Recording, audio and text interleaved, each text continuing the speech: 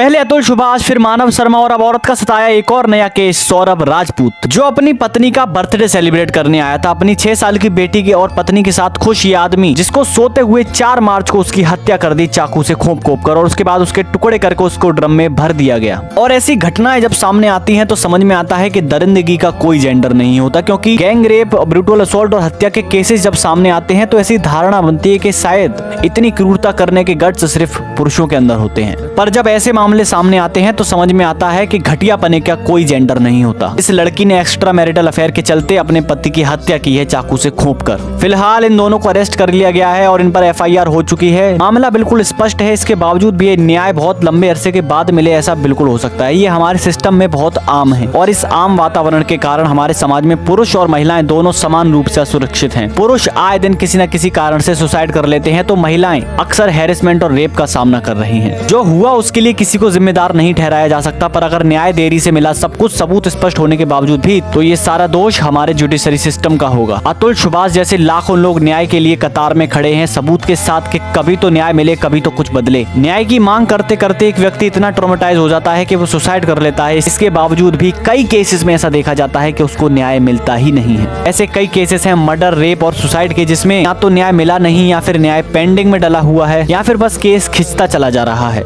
उदाहरण के लिए निर्भया के ओपन एंड शट केस को भी 7 साल लगे थे इंसाफ मिलने में। तो ऐसे केसेस को इंसाफ आखिर कितने दिनों में मिलेगा? बाकी आपका इस पर क्या ओपिनियन है, कमेंट जरूर करना। मिलता हूँ अगली वीडियो में, तब तक के लिए जय हिंद।